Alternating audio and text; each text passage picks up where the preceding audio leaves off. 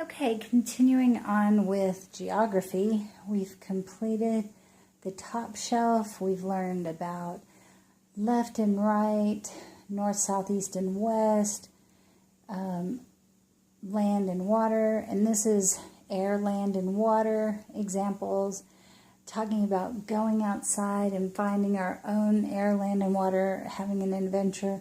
Learning about our continents, continent labels, continent cards, and the globe, and then a flat map, which I actually put up on the wall. And then we've learned about animals in the U.S. or in North America, animals of the world, all over the world. And then the next card, basically, I actually skipped that, so I'm going to do this. The next card, after the animals of the world, you could take books and talk about the land. And you can always do this. You can get your example of land and the associated label card with land and say, we're going to talk about different kinds of land. You know, and here you have or you can do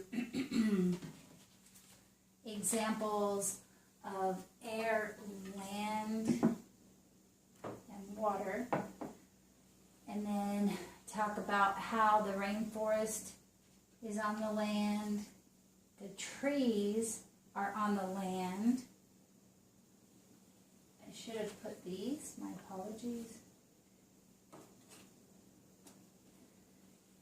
And then the reef, Great Barrier Reef is in the water. This is between land and water. It's a waterfall. The savanna is on the land. And more forests are on the land. And this is the Amazon River. So you have land and water. It would go in the middle. Plants are on the land. Islands are land and water. The shallow sea is at the water. And this is another picture of a tropical rainforest. And this is a freshwater lake, so you have water and land. And I put that in the middle. The deep ocean. And then this is the coral reef. Put that in the water. And when a card has a couple of things on it, it's kind of hard, but this is a desert and a forest. That's land. And this is a forest, but it's winter. This is the Arctic waters, so I'm going to put that for water. And this is Antarctica and the mountains, so I put that for the land. Angel Falls, which is huge waterfall, so I'm going to put that in the middle of land and water. And this has mountains and the reef, so I'm going to put that in the middle. And that's the Great Barrier Reef, it's under the water. It's in the middle. The Great Plains. So, this is a cave, so that's part of the land. A mountain. That's land. There's more mountains. And there's the desert, but there's water in the picture, so I'm going to put that in the middle. This is the Gobi Desert. And this is more desert. Those are sand dunes. We can explain that. This is a dust sandstorm in the desert on the land. The Gobi Desert, I think we did that. Grand Canyon, this is a canyon. So different forms of land, different forms of water. Death Valley in California, it's just dried up. The desert. And then this, you can find books. This talks about caves or where animals live. You can talk about that. So caves, a fox lives in a cave, so you can start talking about animals and where they live and, you know, how they build their homes.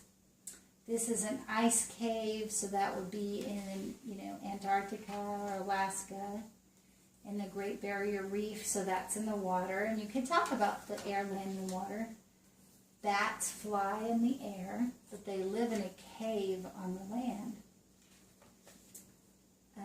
Mountain view from the cave. So they're learning vocabulary, different land formations. And this is how in the cave it can have stalactites and stalagmites. And I get those mixed up all the time. So, the different animals. A penguin lives in the ice. Fish live under the water. And so just find good books that talk about air, land, and water, where the animals live, the different formations and such. So we didn't have pictures of air, so I'd need to look for some of those. But they kind of get the segregation and the idea of it, and then they get a picture because they may not ever see a desert. They may not have ever seen mountains like those, or a rainforest like that. So showing them pictures and talking about them, then you can also point on the globe where those things are located. And this plants things in their mind, in their memory. Wow, I want to go see that one day. Or where is that? And then, Australia has so many nice things. So it just gets them thinking about the world they live in. And so different pictures, and you can get magazines, travel magazines, and cut pictures out. You don't have to go spend a lot of money. Go to half-price books or used bookstore, or get a thrift store that has old magazines, and rip out the pictures and mount them on poster board.